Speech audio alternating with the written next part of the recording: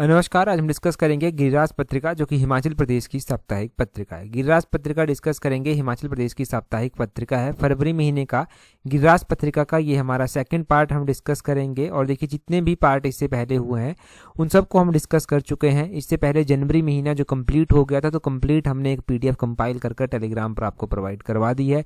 उससे पहले के मंथ भी हमने टेलीग्राम पर आपको प्रोवाइड जो है वो करवा दी। तो हमारा जो ऑफिशियल टेलीग्राम चैनल है वहाँ पर आप चेक कर सकते हैं। टेलीग्राम पर ज्वाइन करने के लिए अपने टेलीग्राम से @allexam31 सर्च करना, आपको हमारा टेलीग्राम चैनल मिल जाएगा।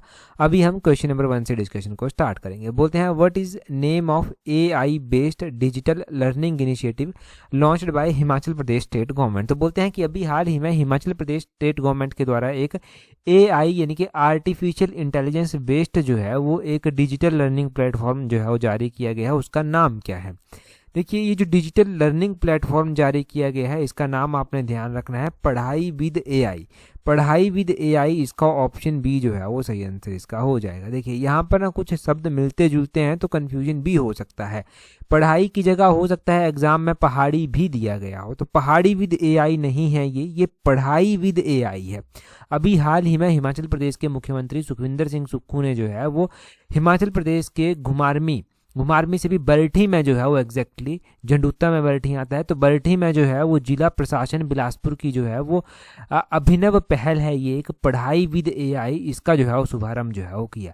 ये AI बेस्ड एक ऐप है, ये AI ऐप आधारित डिजिटल शिक्षण प्लेटफॉर्म है। विशेष रूप से जिला बिलासपुर के उन विद्यार्थियों के लिए ये जो है वो आरंभ किया गया है जो विभिन्न प्रतियोगी परीक्षाओं की तैयारी जो है वो कर रहे हैं। इस अवसर पर मुख्यमंत्री ने जो है वो शिक्षा केवल पाठ्यक्रम पूरा करने का माध्यम नहीं है, बल्कि यह समाज को नई दिशा और नई सोच और एक विस्तार देने के लिए भी जो है वो काम में आती है। ये बातें कही जो अलग से एक बात है। परंतु देखिए, पढ़ाई विद AI जो है वो ये एक मोबाइल ऐप है AI बेस्ड। और यहाँ पर ये भी आपने ध्यान रखना है कि ये जो पढ़ाई विद AI है, ये NTPC के सहयोग से जो है वो पढ़ाई विद AI से जो है वो विद्यार्थियों को आधुनिक तकनीकी आधारित गुणवत्तापूर्ण जो है वो शैक्षणिक सुविधाएं जो है उपलब्ध जो है वो कराई जाएंगी। तो ये बेसिक चीज़ें आप ध्यान रखें इस पढ़ाई विद AI एप्लीकेशन की। अलग अलग टाइम पर सरकार ने जो है वो कई बार लैंड को लेकर ऐसे एप्लीकेशन जो है वो चलाए हैं, कई बार बच्चों को लेकर अलग अलग स्कीम्स चलाई हैं, वो सारी आपको पता होनी चाहिए क्योंकि उनके ऊपर जो है वो क्वेश्चन बने हैं। तो ये कहाँ से लॉन्च किया गया है? बरठी से लॉन्च किया गया है। ये बिलासपुर डिस्ट्रिक्ट में जो है वो आता है। और बिलासपुर की हम बात करते हैं तो मैंने कहा कि झंडूता में आता है, तो बिलासपुर में 4 विधानसभा क्षेत्र आते हैं।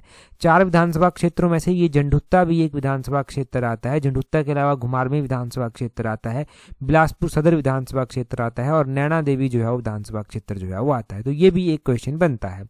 अगला क्वेश्चन देखिए क्या बोलते हैं Himachal Pradesh tourism development corporation HPTD बोलते हैं इसको। बोलते हैं was signed MOU with which of the following to boost tourism and hotel occupancy. तो अभी Himachal Pradesh tourism development corporation के द्वारा HPTDC के द्वारा जो है वो MOU यानी कि मेमोरेंडम ऑफ अंडरस्टैंडिंग जो है वो साइन किया गया है। ये किसके साथ जो है वो किया गया है? ये MOU जो है वो साइन किया गया है IRCTC के साथ। ऑप्शन A इसका सही आंसर हो जाएगा। अभी जो है वो IRCTC के साथ जो है ये जो है वो एक तरह से जो है वो IRCTC के साथ जो है वो समझौता ज्ञापन पर हस्ताक्षर जो है वो किए गए हैं। अब हिमाचल प्रदेश जो टूरिज्म डेवलपमेंट कॉर्पोरेशन है, ये जो है IRCTC के साथ, IRCTC का पूरा नाम भी ध्यान रखना, Indian railway catering and tourism corporation, इसके साथ ये MOU किया है ताकि एक तो ट्रैवल एक्सपीरियंस जो है वो उन टूरिस्टों को वो एक अच्छा ट्रैवल एक्सपीरियंस दिया जाए। और बाकी हिमाचल में भी जब टूरिस्ट आते हैं तो उनको एक थोड़ा सा अगर स्टार्टिंग से ही गाइडेंस मिलना स्टार्ट हो जाएगी कि वो हिमाचल में जाएंगे, कहाँ पर रह सकते हैं, कहाँ कहाँ जा सकते हैं, तो हिमाचल के टूरिज्म को भी जो है वो यहाँ से बढ़ावा मिलेगा, बूस्ट थोड़ा सा जो है वो मिलेगा। बस वही चीज़ें यहाँ पर करने की जो है वो कोशिश की जा रही है। हम यहाँ पर IRCTC के बारे में जान लेते हैं कि इसके बारे में क्या क्वेश्चन एग्जाम में पूछे जाते हैं। अगर हम IRCTC की बात करें तो इसकी स्थापना 1999 में जो था वो की गई थी। 27 सितंबर को जो था वो इसकी स्थापना की गई थी 1999 में।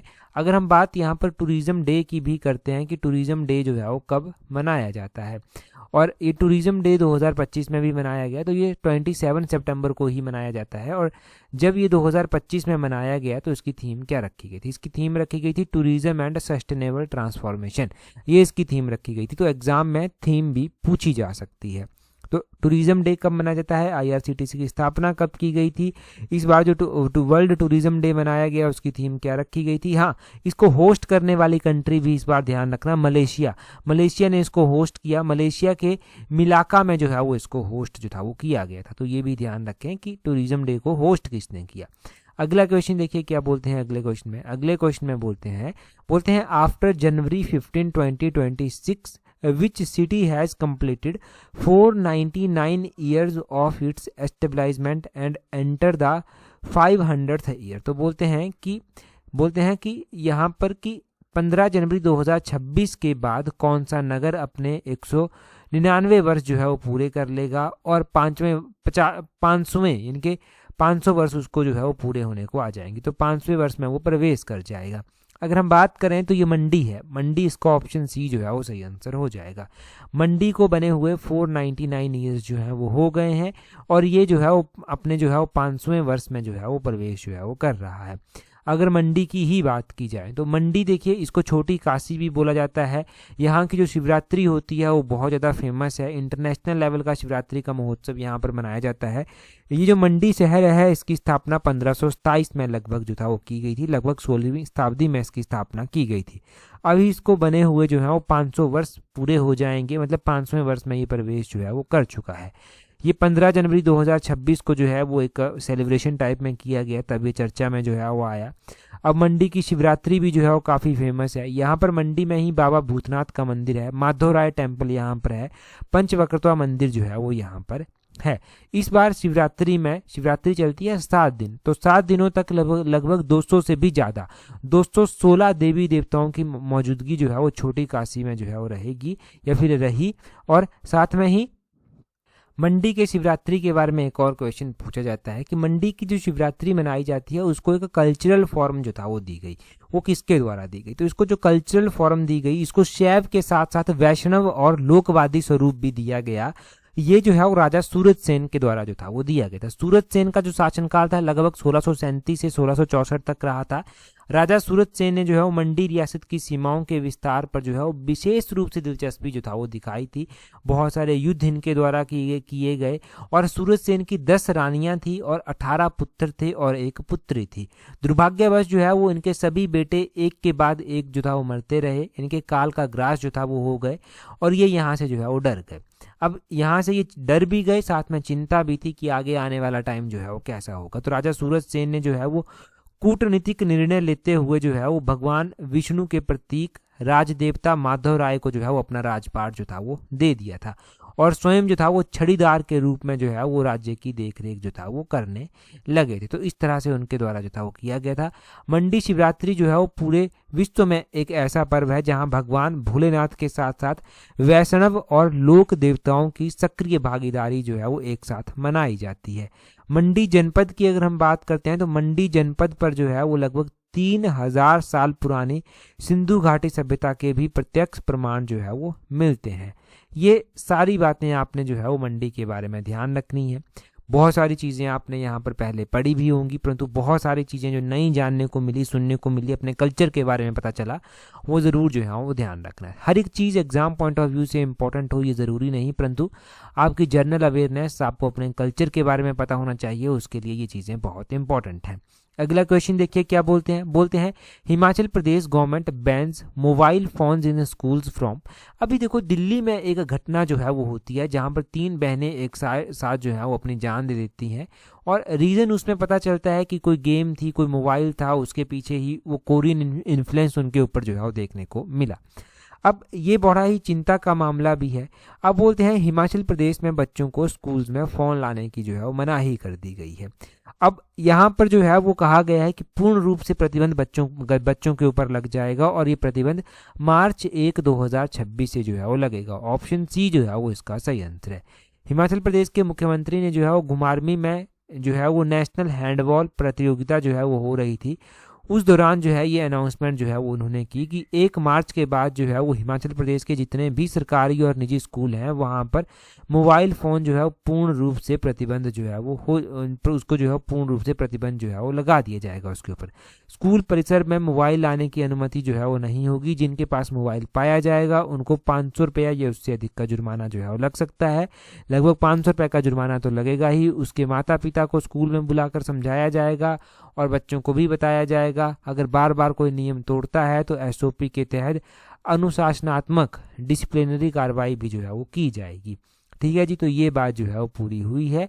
और यहाँ पर आपने ये भी ध्यान रखना है कि नेशनल हैंडबॉल प्रतियोगिता हुई और नेशनल हैंडबॉल प्रतियोगिता की विजेता हिमाचल प्रदेश की टीम को जो है वो हिमाचल प्रदेश की टीम को जो है वो यहाँ पर 20 लाख रुपया जो है वो पुरस्कार दिया गया। तो विजेता भी हिमाचल ही रहा, हिमाचल में ही ये जो है वो नेशनल हैंडबॉल प्रतियोगिता जो है वो होती है। तो इतना सब यहाँ से याद रखेंगे। अगला क्वेश्चन देखेंगे हमारे पास क्या पूछा गया है। परंतु अगला क्वेश्चन हम डिस्कस करें उससे पहले अगर आप तैयारी कर रहे हैं अपकमिंग HPRC के पटवारी एग्जाम के लिए तो आप हमारी कॉम्प्रिहेंसिव टेस्ट सीरीज के साथ जुड़ सकते हैं, जिसका लिंक नीचे डिस्क्रिप्शन बॉक्स कमेंट बॉक्स में दिया गया है। देखिए, सीरियसली तैयारी कर रहे हैं, चाहते हैं कि अपनी कमियों को एनालाइज कर पाएँ और आगे बढ़ पाएँ, तो ये आपके पास सही मौका है, सही अपॉर्चुनिटी है टेस्ट सीरीज को ज्वाइन करके आगे बढ़ने की। साथ में ही अगर आप तैयारी कर रहे हैं आने वाले जूनियर ऑफिस असिस्टेंट के एग्जाम के लिए तो आप उसमें भी हमारे साथ जुड़ सकते हैं, इसकी टेस्ट सीरीज का लिंक भी जो है वो नीचे डिस्क्रिप्शन बॉक्स कमेंट बॉक्स में जो है वो दिया गया। देखिए, तैयारी कर रहे हैं, अगर सीरियसली तैयारी कर रहे हैं तो ऐसे मौके अगर आप ये सोचते हैं कि बारंबार हर साल अब आते रहेंगे ना, पहले होता था ऐसा कि एक साल पोस्टें नहीं आई, दूसरे साल आ गई, तीसरे साल फिर से आ गई, चौथे साल फिर से आई। अब वो ट्रेंड धीरे धीरे खत्म हो रहा है। हालांकि रेगुलर पोस्टें ये जैसे कि पटवारी की पोस्ट है एक तरह से ये रेगुलर ही मानिए आप, और जूनियर ऑफिस असिस्टेंट की भी ऐसी ही है, पक्की सरकारी नौकरी है, परंतु बाकी अब ऐसा ट्रेंड खत्म हो रहा है। तो तैयारी कर रहे हैं ना, तो कोशिश करें कि आप जो है वो सही रास्ते पर चल पाएँ और अपनी स्टडी को जो है वो एक निरंतर रूप से पॉलिश कर पाएँ। अगला क्वेश्चन देखते हैं हमारे पास क्या पूछा गया है। अगले क्वेश्चन में बोलते हैं माधव राय जलेब is the main attraction of which well known Himachal fair. तो बोलते हैं कि माधव राय की जलेब जो है वो बोलते हैं कहाँ पर निकाली जाती है, किस हिमाचल के किस मेले का जो है ये प्रमुख आकर्षण का केंद्र जो है वो होता है। अगर हम माधव राव की जलेब की बात करते हैं तो ये माधव राव की जलेब जो है वो मंडी में ही निकाली जाती है, मंडी के शिवरात्रि के दौरान ही जो है ये निकाली जाती है। इसका जो है वो मंडी शिवरात्रि ऑप्शन डी जो है वो सही आंसर हो जाएगा। अभी मंडी का शिवरात्रि मेला था, मैंने माधव राव की जलेब की एक वीडियो आपके साथ टेलीग्राम पर भी जो था वो शेयर की थी। तो आपने ध्यान रखना है कि माधव राय की जलेब निकाली जाती है इस बार। तो वहाँ पर देखिए, जब जलेब निकलती है तो लगभग शायद 3 बार इस बार जलेब निकाली गई। इंटरनेशनल लेवल के कार्यक्रम भी यहाँ पर जो है वो किए गए। देवी देवता यहाँ पर आते हैं, लगभग 200 से भी ज़्यादा देवी देवता यहाँ पर आए, 200 से ज़्यादा देवी देवताओं ने यहाँ पर भाग लिया आकर। और बोलते हैं कि शिवरात्रि मेला जो होता है ये 7 दिन तक जो है वो चलता है। पहला मेला जो है वो राज देवता माधव राय के नाम होता है। दूसरा जो मेला होता है वो जगन्नाथ मंदिर जो पड्डल में है उनके नाम होता है। तीसरा मेला जो है वो तारना माता स्थित जो श्यामा काली का मंदिर है उनके नाम होता है। चौथा मेला रामचंद्र मंदिर और जालपा जो पड्डल है उनके नाम जो है वो होता है। पांचवा मेला जो है वो सिद्ध काली और भुवनेश्वरी सेरी के नाम माता के नाम होता है। और छठा मेला जो है वो त्रिलोकीनाथ और शीतला माता पुरानी मंडी के नाम होता है। और 7वां मेला चौहटा की जात्रा के रूप में बाबा भूतनाथ को समर्पित किया जाता है। तो अभी तक तो आपने ये जरूर पढ़ा होगा कि शिवरात्रि में 7 दिन मेला चलता है, परंतु अब ये किस किस देवता के नाम होता है ये जरूर ध्यान रखना, क्योंकि ये बहुत ज़्यादा इम्पोर्टेंट है। ये इम्पोर्टेंट इसलिए भी है क्योंकि आपको यहाँ से आपके कल्चर के बारे में जानकारी मिल रही है। ऐसी चीज़ें जो आपको आपकी ट्रेडिशनल जीके की किताबों में पढ़ने को कम मिलेगी, ऐसी जानकारी आपको यहाँ पर जो है वो मिल रही है। ठीक है जी, ये आप नोट करना था, यहाँ से ये नोट किया होगा। अगला क्वेश्चन देखते हैं हमारे पास क्या पूछा गया है। अगले क्वेश्चन में यहाँ पर बोलते हैं at the rate of how many rupees per kilo is the minimum support price being provided by Himachal Pradesh government to farmers for naturally produce wheat, maize, barley and raw turmeric respectively. तो बोलते हैं कि हिमाचल प्रदेश सरकार के द्वारा किसानों को प्राकृतिक रूप से उत्पादित गेहूं, मक्की, जौ, कच्ची हल्दी, इन पर जो है वो बोलते हैं एमएसपी यानी कि न्यूनतम समर्थन मूल्य दिया जाता है। तो बोलते हैं कितने रुपए प्रति किलो एमएसपी जो है वो इनके ऊपर दिया जाता है, बेसिकली ये पूछा गया है। तो आपको बताना है, क्रमशः बताना है कि कितने रुपए किस चीज़ के ऊपर जो है वो दिया जाता है। हमने अक्सर ये चीज़ें अलग अलग एमसीक्यू में पढ़ी है, परंतु अब आप ये ध्यान रखिए कि हिमाचल प्रदेश में गेहूं अगर किसान प्राकृतिक वे में उगाते हैं तो गेहूं के ऊपर जो है वो 60 रुपया एमएसपी जो है वो सरकार के द्वारा रखा गया है। अगर मक्का किसान जो है वो उगाते हैं तो मक्का जो है वो इसके ऊपर जो है वो लगभग 40 रुपये प्रति किलो जो है वो एमएसपी दी जाती है। उसके बाद हल्दी होती है, मक्का होती है, मक्के के बाद जौ आता है। जौ की अगर हम बात करें तो जौ के ऊपर भी 60 रुपया सब्सिडी जो है वो दी जाती है, या सब्सिडी नहीं एमएसपी ये बेसिकली है। और उसके बाद जो है वो कच्ची हल्दी आती है, तो हल्दी के ऊपर भी 90 रुपये जो है वो 90 रुपये आपने ध्यान रखना है, 90 रुपये एमएसपी जो है वो दिया जाता है। तो 40 60 हो गया गेहूं के ऊपर, 40 मक्के के ऊपर, 60 जौ के ऊपर और 90 जो है वो हल्दी के ऊपर। ये आपने जो है वो ध्यान रखना है। यहाँ पर गिरिराज पत्रिका में क्यों ये चर्चा में आया, क्योंकि कुछ किसानों को फ़ायदा मिला तो उनके बारे में बताया गया था कि इन किसानों को फ़ायदा मिला, ऐसी ऐसी बात है। किसान के द्वारा सरकार के द्वारा जो है किसानों को लाभान्वित करने के लिए कुछ और भी योजनाएं चलाई गई हैं, जैसे कि प्राकृतिक खेती खुशहाल किसान योजना जो है वो चलाई गई है। इसमें सरकार जो है वो प्राकृतिक खेती को बढ़ावा देती है, जैसे कि देसी गाय का गोबर हो गया, गोमूत्र हो गया, इनका उपयोग कर कर जो है वो जैविक खाद किसान बनाते हैं और अपनी फसलों को वो खाद देते हैं और वहीं से जो है वो किसानों को फ़ायदा जो है वो मिलता है। ठीक है जी। तो इस क्वेश्चन का सही आंसर आप देख सकते हैं, ऑप्शन ए इसका सही आंसर है। इसमें ही 60 40 60 90 दिया गया है, बाकी में तो 60 30 40 80 60 60 50 90 60 50 60 90 ये दिया गया है, जो कि कहीं पर गलत ऑप्शंस आपके पास दिए गए हैं। ये सब ध्यान रखें। अगला क्वेश्चन देखते हैं हमारे पास जो है वो क्या पूछा गया है नेक्स्ट क्वेश्चन में। नेक्स्ट क्वेश्चन में बोलते हैं what is the percentage of forest area of Himachal Pradesh at present. वैसे तो हम इकोनॉमिक सर्वे के अकॉर्डिंग पढ़ते हैं, परंतु गिरिराज पत्रिका में एक और डाटा आया था जिसमें एट प्रेजेंट जो प्रेजेंट टाइम में जो है वो हिमाचल प्रदेश का फॉरेस्ट एरिया है उसका डाटा जो है वो दिया गया था। शायद अभी नया इकोनॉमिक सर्वे आएगा तो उसमें डाटा आपको थोड़ा और भी देखने को मिले, परंतु चलिए ये चीज़ें हम पहले जान लेते हैं। हिमाचल प्रदेश में वर्तमान समय में 29.5% जो है वो फॉरेस्ट एरिया आता है। ऑप्शन ए जो है वो सही आंसर है। चर्चा में आने के पीछे का रीज़न ये है कि हिमाचल प्रदेश के जो मुख्यमंत्री हैं उनके द्वारा वन विभाग को जो है वो वर्ष 2030 तक हिमाचल प्रदेश का जो वन क्षेत्र है उसका विस्तार 31% तक लाने के जो है वो निर्देश दिए गए हैं और उसके अनुकूल ही जो है वो योजनाएं बनाई जाएं, ये भी जो है वो कहा गया है। हिमाचल प्रदेश में लगभग 16,376 वर्ग मीटर क्षेत्र जो है वो हिमाच्छादित और बंजर या पर्वतीय क्षेत्र है। यहाँ पर पौधारोपण संभव नहीं है, इसलिए वन विभाग को प्रत्येक जिले में पौधारोपण के लिए उपयुक्त संभावित क्षेत्रों की पहचान जो है वो करनी पड़ती है या फिर करनी चाहिए। हिमाचल प्रदेश में जो फॉरेस्ट को लेकर योजनाएं चलाई गई है उसमें राजीव गांधी वन संवर्धन योजना जो है वो आता है। इस योजना के तहत पिछले वर्ष जो है वो 924.9 हेक्टेयर भूमि जो है वो 924.9 हेक्टेयर भूमि पर पौधारोपण किया गया है। इस पहल में जो है वो कुल 285 महिला मंडल, 70 युवक मंडल, 59 स्वयं सहायक समूह और 13 समुदाय आधारित संगठन है उनका जो है वो सक्रिय योगदान जो है वो रहा। और वैसे ही जो है वो सरकार ने एक और योजना जो है वो चलाई है जिसका नाम राजीव गांधी वन संवर्धन योजना जो है वो रखा गया है। इस राजीव गांधी वन संवर्धन योजना के तहत ये टारगेट रखा गया है कि 5000 हेक्टेयर क्षेत्र में जो है वो पौधारोपण जो है वो किया जाएगा। अब 5000 का टारगेट रखा है, 5000 में से 3376 हेक्टेयर भूमि जो है वो उसकी पहचान कर ली गई है। बाकी की जो 1624 हेक्टेयर भूमि है उसकी प्रक्रिया भी जो है वो जारी है। और बैठक में अतिरिक्त जो है वो एक बैठक हुई है, उसमें जो है वो अतिरिक्त सुझाव भी दिए गए हैं कि ऐसे ऐसे पौधारोपण जो है वो बढ़ाया जा सकता है, ऐसे ऐसे कदम उठाए जा सकते हैं, वटएवर जो भी है। एग्जाम पॉइंट ऑफ व्यू से कुछ इंपॉर्टेंट चीज़ें आपने नोट कर ली होंगी, वैसे ये इकोनॉमिक सर्वे में भी आएंगी, हम तब भी पढ़ेंगे इन चीज़ों को। ठीक है जी। तो अब हमारे पास कुछ वन लाइनर क्वेश्चंस जो हैं वो चलते हैं। वन लाइनर क्वेश्चंस में देखिए हमारे पास क्या क्या क्वेश्चंस हैं। बोलते हैं हालदा महोत्सव जनवरी माह में हिमाचल प्रदेश के किस जिले में जो है वो मनाया जाता है। ये जो हालदा फेस्टिवल मनाया जाता है ये कहाँ पर मनाया जाता है, ये लाहौल स्पीति में जो है वो मनाया जाता है। लाहौल स्पीति इसका सही आंसर हो जाएगा। दूसरा ये भी ध्यान रखना कि ये कौन से महीने में जो है वो मनाया जाता है, तो ये जनवरी महीने में जो है वो हालदा फेस्टिवल मनाया जाता है। तो ये दो क्वेश्चन कब मनाया जाता है, कहाँ पर मनाया जाता है, क्लियर हुआ। अगला क्वेश्चन है माधवराय की जलेब किस सुप्रसिद्ध हिमाचली मेले का मुख्य आकर्षण का केंद्र है। ये जो माधवराय की जलेब निकलती है, हमने अभी पढ़ा कि ये शिवरात्रि मेले का जो है वो प्रमुख आकर्षण का केंद्र है।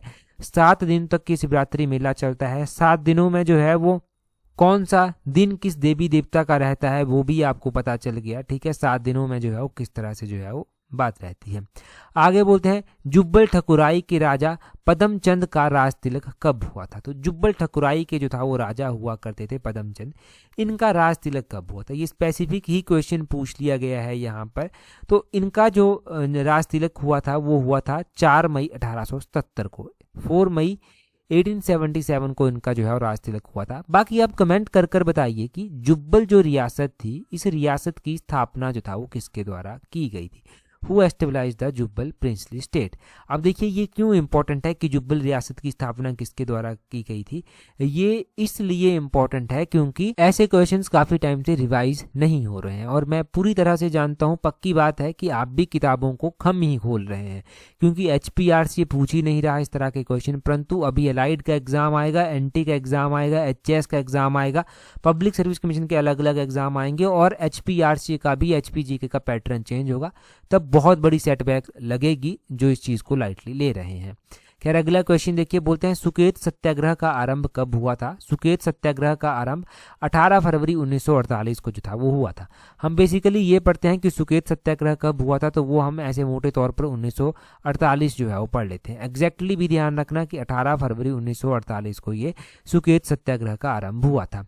बोलते हैं हिमाचल प्रदेश मुख्य आयुक्त प्रांत कब से लेकर कब तक रहा। तो ये 15 अप्रैल 1948 को मुख्य आयुक्त प्रांत बन गया था। जो पहले इसके मुख्य आयुक्त बने थे वो NC मेहता जो था वो बनाए गए थे, और ये मार्च 1952 तक जो था वो रहा था। उसके बाद 1956 में इसको जो है वो केंद्र शासित प्रदेश, यूनियन टेरिटरी जो था वो बना दिया गया था। 1971 में पूर्ण राज्य का दर्जा दिया गया। तो ये भारत का 18वें नंबर का जो है वो स्टेट जो था वो बना था, राज्य जो था वो बना था। आगे बोलते हैं वर्ष 2027 की जनगणना के तहत घर घर जाकर जनगणना का कार्य किस माह में किया जाएगा। देखिए अभी जो 2021 की जनगणना है वो पेंडिंग है, तो वो 2027 में स्टार्ट हो जाएगी। तो 2027 में ये जनगणना जो है वो स्टार्ट हो जाएगी, इसके लिए पहले तैयारियां चलेंगी, परंतु घर घर जाकर जो जनगणना का काम है वो फरवरी 2027 से जो है वो स्टार्ट हो जाएगा, फरवरी 2027 से होगा। आगे बोलते हैं VVG रामजी योजना। पहले आपको पता है मनरेगा योजना होती थी, उसका नाम चेंज कर कर जो है वो VVG राम योजना रख दिया गया है। बोलते हैं इस योजना के वित्त पोषण में सामान्य राज्यों को कितना योगदान जो है वो दिया जाएगा। तो 40% योगदान जो है वो इसमें दिया जाएगा। देखिए यहाँ पर ना जैसे नरेगा में काम करवाया जाता था, इसका पैटर्न भी कुछ वैसे ही रहेगा, परंतु होता ऐसा है कि इन स्कीम्स में ना सरकार फंड करती है, सरकार फंड देती है। तो इनमें जो सरकार फंड देगी ना वो कैसे दिया जाएगा, जैसे 60:40 जो है वो यहाँ पर दिया जाएगा। आमतौर पर ये जो 60% होगा ये जो है वो सेंट्रल गवर्नमेंट देगी और 40% जो है वो स्टेट गवर्नमेंट जो है वो देगी। परंतु हिमाचल जैसे स्टेट जो हैं, जो कि नॉर्थ ईस्ट के स्टेट हैं और हिमाचल हिमालयन स्टेट्स में आता है, ऐसे स्टेट्स हिमालयन स्टेट में उत्तराखंड भी आता है, जम्मू कश्मीर भी आता है, इन स्टेट्स की जो रेशो है वो 90:10 जो है वो रहेगी। मतलब 90% जो है वो सेंट्रल गवर्नमेंट देगी और 10% जो है वो स्टेट गवर्नमेंट को अपनी जेब से जो है वो देना पड़ेगा। तो ये उन स्टेट्स के लिए जो है, जो अच्छे स्टेट्स हैं, जिनको एक तरह से ऐसा माना जाता है कि जिनकी भौगोलिक परिस्थितियां थोड़ी अच्छी हैं, उनके लिए अलग रेशो है। जैसे हिमालयन स्टेट है, नॉर्थ ईस्ट के स्टेट हैं, जो हिमालयन स्टेट्स हैं उसमें मैंने बता दिया है उत्तराखंड, हिमाचल, जम्मू कश्मीर आता है, और बाकी नॉर्थ ईस्ट के अलग से हैं, उसमें 90:10 जो है वो फंडिंग रहेगी।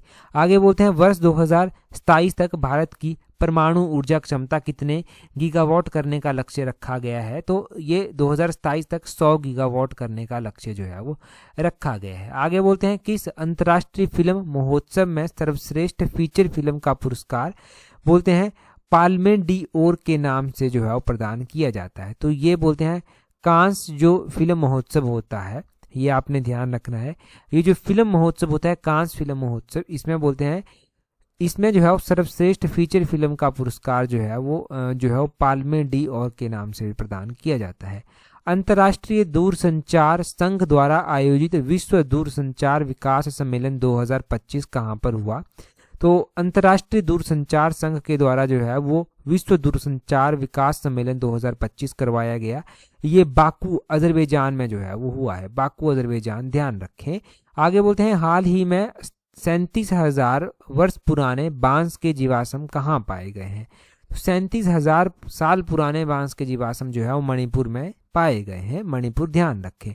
वर्ष 2030 में आयोजित होने वाले राष्ट्रमंडल खेल भारत के किस शहर में आयोजित किए जाएंगे। तो ये भारत के अहमदाबाद में, गुजरात इनके जो स्टेट है अहमदाबाद में किए जाएंगे। आगे बोलते हैं दिसंबर 2025 में यूनेस्को की अमूर्त सांस्कृतिक विरासत सूची में भारत के किस त्योहार को शामिल किया गया है। तो ये दीपावली को जो है वो किया गया है दिसंबर 2025 में। बेस्ट ऑडियो बुक नरेशन और स्टोरी टेलिंग रिकॉर्डिंग के लिए ग्रैमी अवार्ड किसको दिया गया है। तो वो आपको पता है दलाई लामा को दिया गया है, पिछली बार हम पढ़ भी चुके हैं। यहाँ पर ध्यान रखना ये स्वदेश नहीं, ये स्क्वैश होगा। ये जो स्क्वैश विश्व कप है, स्क्वैश विश्व कप 2025 बोलते हैं, इसमें भारत ने किस देश को हराकर ये खिताब अपने नाम किया है। तो भारत ने यहाँ पर स्क्वैश विश्व कप में हांगकांग को जो है वो हराया है। हांगकांग का आप जरूर ध्यान रखना। अगला क्वेश्चन देखिए, अगले क्वेश्चन में बोलते हैं eight which place was the tourism facility centre opened by the Indian army in Kinnaur district recently. तो बोलते हैं कि भारतीय सेना के द्वारा हाल ही में किन्नौर जिले में कहां पर पर्यटन सुविधा केंद्र खोला गया है। 4 ऑप्शंस आपके पास दिए गए हैं, जल्दी से अपना आंसर कमेंट कर बताइए। इस क्वेश्चन को हम इससे पहले डिस्कस कर चुके हैं फरवरी महीने के पहले पार्ट में। और टेलीग्राम पर अगर आपने ज्वाइन नहीं किया है तो टेलीग्राम पर ज्वाइन करने के लिए अपने टेलीग्राम से @allexam31 सर्च करना। आज की इस वीडियो में इतना ही है। That's all for today. Thank you very much for watching and listening it very patiently.